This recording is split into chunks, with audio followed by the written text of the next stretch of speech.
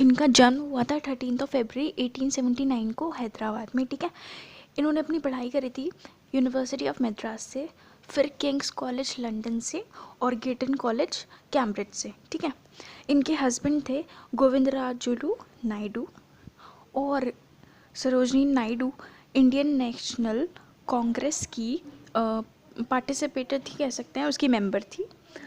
और ये जब हमारी इंडिपेंडेंस के मूवमेंट चल रहे थे तो ये एक्टिवली पार्टिसिपेट करती थी इंडियन नेशनलिस्ट मूवमेंट में और इंडियन इंडिपेंडेंस मूवमेंट में। ठीक है, और इनकी डेथ हुई थी 2 मार्च 1949 को।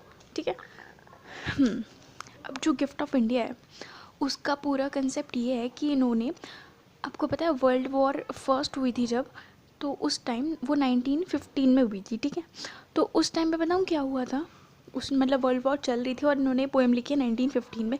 तो उस टाइम ना ब्रिटिश ने हमारे ऊपर कंट्रोल कर रखा था और वर्ल्ड वॉर फर्स्ट के लिए उन्होंने हमारे सोल्जर्स, हमारे इंडियंस को सोल्जर्स के रूप में यूज़ किया था दूसरे जर्मन से लड़ने के लिए। ठीक है, तो ब्रिटिशर्स हमारे ऊपर कंट्रोल कर रखा था और हमारे ही सोल्जर को उन्होंने भेजा था वर्ल्ड वॉर 1 लड़ने के लिए जर्मन से। ठीक है, तो इस पोएम में पूरा हमारे इंडियन सोल्जर्स का सेक्रीफाइस दिखाया, उन्होंने कितनी सेक्रीफाइसेस दिए हैं इस हम धरती के लिए। ठीक है, और जो ज़बरदस्ती ब्रिटिशर्स ने हमसे करवाए थे, और वो वॉर भी हमारे इंडिया के लिए नहीं थी, ब्रिटिशर्स के लिए थी, फिर भी वो लड़े थे। चलिए अब शुरू करते हैं, स्टैंजा 1 पर आते हैं। Is there aught you need that my hands withhold? Rich gifts of raiment or grain or gold.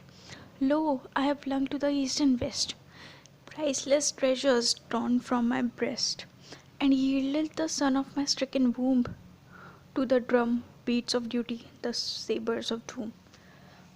अब इसमें क्या कह रहे हैं देखो, Is there aught you need that my hands withhold? अब इसमें क्या है, मदर इंडिया, ठीक है, मदर इंडिया हमारी धरती माता, वो क्वेश्चन कर रही हैं is there aught you need that my hands withhold. वो फॉरेन कंट्री से क्वेश्चन करी है कि क्या ऐसी और कोई चीज़ है जो मैं तुम्हें नहीं दे पाई। हैंड विदहोल्ड, जो मेरा हाथ रुक गया था देने से, क्या ऐसी कोई चीज़ बची है अभी तक जो मैं तुम्हें नहीं दे पाई। Rich gifts of raiment, raiment मतलब ये पुराना वर्ड है, क्लोथ के लिए यूज़ किया जाता है रेमेंट। ठीक है, रिच गिफ्ट्स ऑफ रेमेंट और ग्रेन और gold, lo I have flanked the east and west. देखो इसमें क्या कहना है सेकेंड लाइन में, रिच गिफ्ट्स ऑफ रेमेंट और ग्रेन और गोल्ड, मैंने तुम्हें सब कुछ दिया है, यहाँ का कपड़ा, यहाँ का अनाज, यहाँ का गोल्ड भी, और अभी भी तुम्हें लगता है कि ऐसी कुछ चीज़ रह गई थी जो मैं तुम्हें नहीं दे पाई। I have flung to the east and west, priceless treasures torn from my breast. और ये कहने मुझे ले जाया गया, मेरे कीमती ट्रेजर्स को ले जाया गया ईस्ट से वेस्ट, मतलब जब फॉरेनर्स हमारी कंट्री को लूट रहे थे तो वो हमारी कीमती चीज़ें, जैसे हमें गोल्डन बर्ड कहा जाता था, हमारा सोना लूट कर ले गए थे और बहुत सारी चीज़ें वो लूट कर ले गए थे जो बहुत ज़्यादा प्रीशियस थी। तो ये सब वो बता रही हैं कि I have flung to the east and west, priceless treasures have drawn from my breast, और बहुत सारी प्रीशियस और प्राइसलेस चीज़ें मुझसे छीन ली गई थी ईस्ट और वेस्ट में ले जाने के लिए, मतलब फॉरेन कंट्रीज़ में ले जाने के लिए। And importantly, and yielded the sons of my stricken womb to the drum beats of duty, the sabers of doom।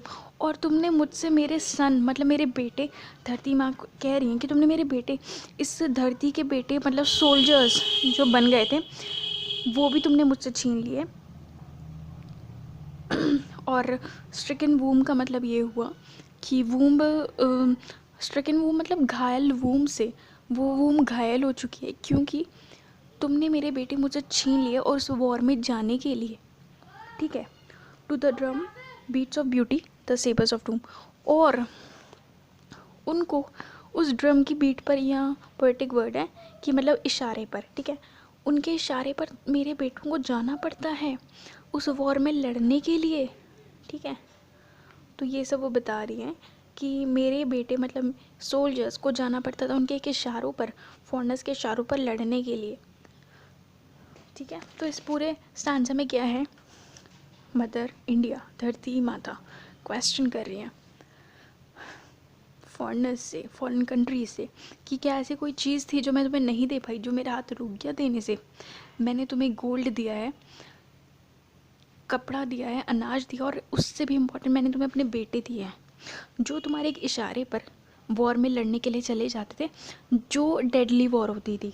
ठीक है, तो इस स्टैंडर्ड में वो एंगर वाला फ्रस्ट्रेशन वाली फेस है मदर इंडिया की, क्वेश्चन कर रही हूँ। ठीक है,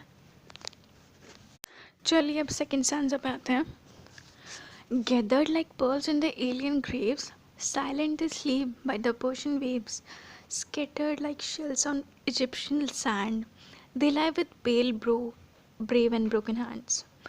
They are strewn like blossom mown down by chance on the blood-brown meadows of Flanders and France. अब इसमें क्या कह रहे हैं? Gathered like pearls in the alien graves, मतलब वो इकट्ठे हो रखे हैं पर्ल, मोतियों की तरह, इन द एलियन ग्रेव्स, मतलब कि फॉरेन कंट्री में। ठीक है, तो मतलब वो फॉरेन कंट्री में उनकी डेड बॉडी बिखरी हुई है ग्रेव्स में, मतलब पड़ी हुई है। तो मतलब ये कहना चाह रहे हैं कि सोल्जर्स जो लड़ने गए थे वो वहाँ मर गए हैं, बट उनको इस चीज़ की भी शांति नहीं मिली कि वो अपनी कंट्री में दफन हो। ठीक है, तो ये इस तरह का पेन दिखाया कि gathered like pearls in the alien Graves, और वो बिखरे हुए हैं ग्रेव्स में फॉरेन कंट्री की। ठीक है, और मोतियों की तरह, मोती पर्ल इन्होंने इसलिए मोतियों की तरह इसलिए यूज़ किया क्योंकि वो बहुत प्रीशियस बता रहे हैं कि ये बहुत प्रीशियस थे हमारे लिए, जो फॉरेन कंट्री में ऐसे ही पड़े हैं। और फॉरेन कंट्री में पड़े हैं तो मतलब उनको इतनी भी सुकून और शांति नहीं मिली कि वो अपनी कंट्री में ग्रेव में होते। Silent the sleep by the Persian waves, scattered like shells on Egyptian sand. और ये इसमें भी यही बताया कि वो दूसरी कंट्री में पड़े हैं और साइलेंटली स्लीप, मतलब कि वो शांति से सुकून से सो रहे हैं। मतलब उनको एक सेंस ऑफ पीस है सोल्जर्स को जिन्होंने अपनी जान गंवाई है। तो ये बता रहे हैं कि वो कितने प्राउड हैं अपनी जान गंवाने के बाद। साइलेंट स्लीप मतलब वो शांति से सुकून से सो रहे हैं, लड़ने के बाद जीत कर, मतलब लड़ने के बाद शांति से सो रहे हैं, क्योंकि उनको एक फीलिंग है कि उन्होंने देश के लिए कुछ किया उस टाइम जो ब्रिटिश के अंडर था। Scattered like shells on Egyptian sand, मतलब वही वो बिखरे हुए हैं दूसरी इजिप्शियन सैंड पर, दूसरे धरती के, दूसरे देश की धरती पर बिखरे हुए हैं शेल्स की तरह। ठीक है, अब आते हैं इसके आगे की lines. They lie with pale brow and brave broken hands. Okay, ये कह रहे हैं, और वो लेटे हुए हैं, मतलब लेटे हुए हैं, बताया है कि वो भले ही वहाँ मर चुके हैं, तो वहाँ मर चुके हैं पेल ब्रोस, तो मतलब मर चुके हैं। तो और जब तो बॉडी पीली हो जाती है मरने के बाद, क्योंकि ब्लड सर्कुलेशन नहीं होता और ब्लड भी जो होता है वो ख़राब हो रहा होता है, तो इसलिए पेल वर्ड यूज़ किया है। पेल ब्रो एंड ब्रेव, ब्रेव इसलिए वही क्योंकि उनको एक सेंस ऑफ प्राइड है कि उन्होंने कुछ किया। ठीक है, दूसरों के लिए कुछ किया। ठीक है, they lie with pale brows and brave, मतलब वो ब्रेव वाली फीलिंग उनके अंदर है कि उन्होंने दूसरों के लिए कुछ किया। And broken hands, broken hands से मतलब ये दर्शाया गया है कि वॉर का कितना ज़्यादा तबाही हुई होगी, जिस वजह से कितनी भयानक वॉर हुई होगी। तो कुछ लोग मर गए हैं और फिर जो मर गए हैं उनके हाथ भी टूटे हुए हैं, मतलब कि ये चीज़ बताई है। आगे की लाइन्स हैं, they are strewn like blossoms mown down by chance, okay, on the blood brown meadows of Flanders and France. अब ये क्या कह रहे हैं, they are strewn like blossoms mown down by chance. strewn मतलब होता है स्कैटर, ठीक है, तो वो बिखरे हुए पड़े हुए हैं जैसे like blossom mown down by chance, मतलब कि जैसे कोई फूलों को बेतरतीबी से काट देता है वैसे ही वो पड़े हैं। और यहाँ फूलों का कंपैरिजन हमारे सोल्जर्स से किया गया है कि जैसे किसी ने फूलों को बेतरतीबी से बेतरीके से काट के फेंक दिया हो, ऐसे पड़े हैं वो बिखर के। और down by chance, by chance का मतलब इसमें समझिए क्या है, वो बेतरतीबे फूलों की तरफ पड़े हुए हैं जिनको बेतरतीबी से काटा गया हो। बाय चांस से मतलब है कि वो डिज़र्व नहीं करते थे मरना। ठीक है, तो ये कहना चाहे कि वो मर गए हैं, but that is by chance, but वो डिज़र्व नहीं करते कि वो मरें। ठीक है, तो पूरी लाइन समझ लीजिए, दे are strewn like blossom mount down by chance, वो बिखरे हुए पड़े हैं फूलों की तरह और बाय चांस मतलब कि उनको डिज़र्व नहीं करते थे मरना, ठीक है।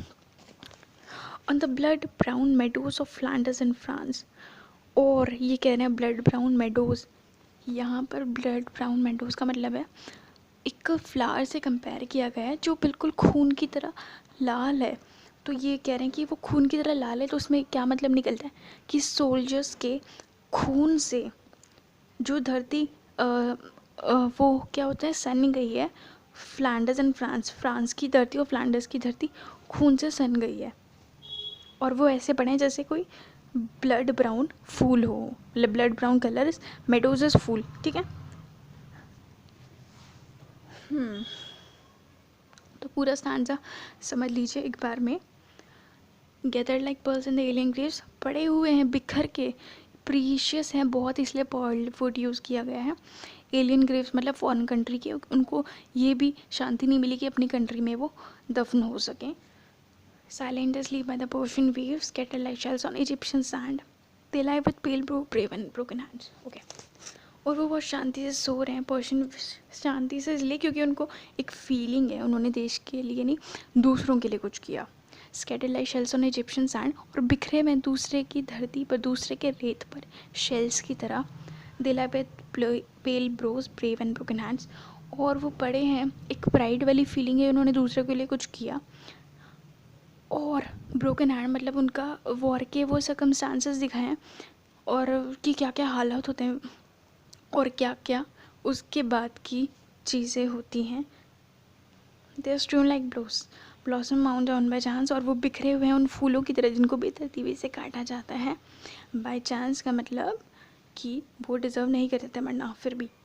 On the blood brown meadows of Flanders and France, और वो उन फूलों की तरह पड़े हुए हैं जो ब्लड ब्राउन कलर का होता है। और फूलों की तरह ब्लड ब्राउन का मतलब हुआ कि सोल्जर्स के खून से रंगी हुई वो मिट्टी है। स्टैंजा 3 पर आते हैं। Can ye measure the grief of the tears I weep, और compass the woe of the watch I keep, और the pride that thrills through my heart despair, and the hope that confirms the anguish of prayer, in the far sad glorious vision I see of the torn red banners of victory. अब इसमें क्या कह रहे हैं? Can ye measure the grief of the tears I weep, क्या तुम उस चीज़ का अनुमान लगा सकते हो, अंदाज़ा लगा सकते हो जो आंसू में बहा रही हूँ, जो दुख में सह रही हूँ, जो पीड़ा में सह रही हूँ, क्या तुम उस चीज़ का अनुमान लगा सकते हो? मदर इंडिया धरती माता हमें कह रही हैं, क्वेश्चन कर रही हैं, ठीक है।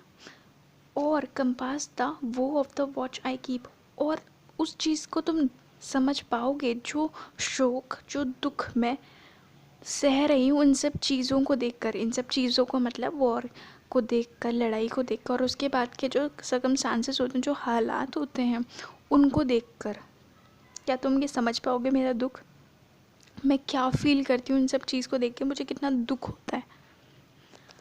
और the pride that thrills through my heart despair, अब इसका मतलब है या फिर तुम उस भावना को समझ पाओगे जो मेरे मन में है कि मेरे बेटे दूसरी कंट्री में लड़ने के लिए जा रहे हैं। वो एक सेंस ऑफ प्राइड है, और उनको प्राउड फील हो रहा है कि उनके बेटे लड़ने के लिए जा रहे हैं दूसरों के लिए, ठीक है।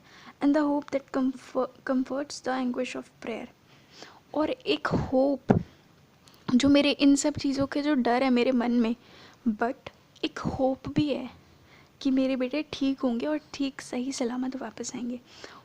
And the hope that comforts the anguish of prayer, और वो एक मेरे मन में एक होप है जो थोड़ी सी कह सकते हैं बड़ी है इन सब फीलिंग से। जब मैं देखती हूँ कि मेरे बेटे लड़ने जा रहे हैं तो वो सही सलामत वापस आएंगे, ठीक है, और मैं उसके लिए प्रेयर करती हूँ। And the fast sad glorious vision I see of the torn red banners of victory, अब वो कहती हैं धरती माता, और मैं जहाँ तक दूर तक देख पाई हूँ मुझे वो बहुत दुखी नज़ारा लग रहा है।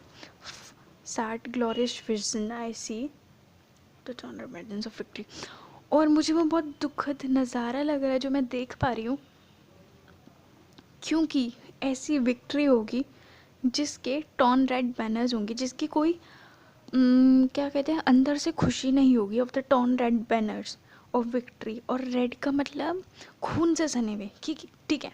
तो क्या कह रहे हैं कि जहाँ तक मैं देख पा रही हूँ तुम्हें एक ऐसी जीत मिलेगी जो किसी के खून से सनी भी होगी, ठीक है। तो इसमें वो क्या कह रही हैं कि तुम मेरे दुख का अंदाज़ा नहीं लगा सकते, जो मैं सह रही हूँ मेरे आंसुओं का अंदाज़ा नहीं लगा सकते। बट मेरे मन में एक प्राइड की फीलिंग है कि मेरा बेटा जा रहा है दूसरों के लिए लड़ने, और मेरे मन में डर जो हैं सारे, उनके लिए, मेरे बेटों के लिए एक होप भी है कि वो सही सलामत वापस आएंगे। बट मैं जो सॉरी बट मैं दूर तक जहाँ तक देख सकती हूँ वहाँ तक मुझे लग रहा है कि बहुत दुखद नज़ारा है होगा, और ऐसी जीत होगी जो किसी के खून से सनी होगी। रेड बैनर्स ऑफ विक्ट्री से ये मतलब ये, ठीक है। तो वो कह रही है मुझे ऐसी जीत दिख रही है जिसका कोई मीनिंग नहीं है, जिसकी कोई सेंस नहीं है, क्योंकि इतने लोग उसके लिए अपनी जान गंवा रहे हैं। तो ऐसी जीत का क्या फ़ायदा जो किसी के खून से सनी हुई हो।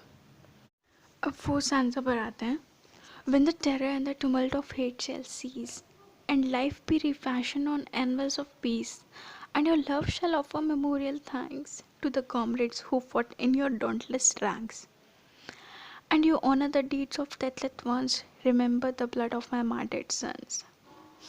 इस स्टांजे में क्या कह रही है मदर इंडिया, क्वेश्चन कर रही है ब्रिटिशर से, और उनको बता रही हैं कि when the terror and tumult of hate shall cease, जब टेरर और टुमल्ट मतलब गुस्सा, फ्रस्ट्रेशन की भावना, जब ये सब ख़त्म हो जाएंगी, मतलब कि वॉर ख़त्म हो जाएगी, इनका मीनिंग है इससे कि जब ये चीज़ें ख़त्म हो जाएंगी तो life will be refashioned. Refashion से यहाँ मतलब है back to normal, life will be back to normal, life वापस से नॉर्मल हो जाएगी on annals of peace. Annals of peace का मतलब हुआ कि बहुत मुश्किल से, बहुत डिफ़िकल्टीज आएंगी बैक टू नॉर्मल होने में। तो ये क्यों आएंगी, क्योंकि वॉर के बाद जो सीन हुए हैं, कितने लोगों ने जानें गंवाई हैं, तो उसके बाद सब चीज़ें एकदम से नॉर्मल नहीं हो सकती, बहुत टाइम लगेगा उसमें, ठीक है। And your love shall offer memorial thanks to the comrade who fought in your dauntless rank, और तुम्हारा प्यार उन्हें एक मेमोरियल थैंक्स देगा, एक यादगार शुक्रिया कहेगा, एक श्रद्धांजलि देगा to the comrades who fought in your dauntless rank. और तुम्हारा प्यार उन लोगों को श्रद्धांजलि, उन लोगों को शुक्रिया कहेगा जिन्होंने अपनी जानें गंवाई, जिन्होंने तुम्हारे लिए लड़ी, कॉमरेड से सोल्जर्स हैं यहाँ पर, लड़ाई लड़ी, ठीक है। And you honour the deeds of deathless ones, remember the blood of my martyred sons, और तुम उन लोगों को ऑनर करोगे, मतलब कि जिन्होंने जानें गंवाई है, उन लोगों की वैल्यू समझोगे, उनके सेक्रीफाइस की वैल्यू समझोगे। Remember the blood of a martyred son, और उन्हें याद करोगे, उन बेटों को, उन मेरे बेटों को जिन्होंने अपनी जानें गंवाई हैं, जिन्होंने अपने खून से ये लड़ाई लड़ी है और शहीद हुए हैं। तो तुम उन्हें हमेशा याद रखोगे और तुम उन्हें ऑनर करोगे, ठीक है।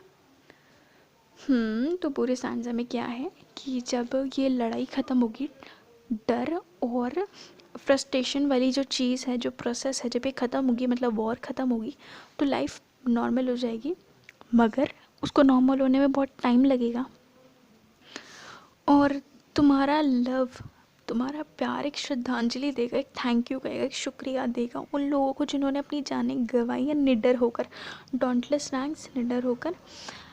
और you honour the deeds of that ones, remember the blood of a martyred son, और तुम उन लोगों को ऑनर करोगे, उन लोगों को श्रद्धांजलि दोगे, उन लोगों को सेक्रीफाइस को वैल्यू करोगे जिन्होंने निडर होकर अपनी लड़ाई लड़ी, तुम्हारे लिए लड़ाई लड़ी। और उन लोगों को हमेशा याद रखना, मेरे बेटों को जिन्होंने अपनी जानें गंवाई हैं और शहीद हुए हैं, ठीक है। और ये हो जाती है पोएम ख़त्म। इसकी थीम पर आते हैं। इसकी थीम है पेट्रियाटिज़म, देशभक्ति श्योरली, और सेक्रीफाइसेस जो सोल्जर्स ने दिए, जो उनकी माँओं ने दिए। और ये बता रहे हैं कि there is no glory in war, कि मतलब कि लड़ाई लड़ने में कोई प्राइड की फीलिंग नहीं है, क्योंकि उसके आफ्टर इफ़ेक्ट्स काफ़ी भयानक और दुख भरे होते हैं, क्योंकि उससे किसी को फ़ायदा नहीं होता, इतने लोग जाने गंवाते हैं। तो और ऐसी जीत में कोई खुशी नहीं है, ठीक है। सरोजिनी नायडू ये बताना चाह रही हैं यहाँ पर।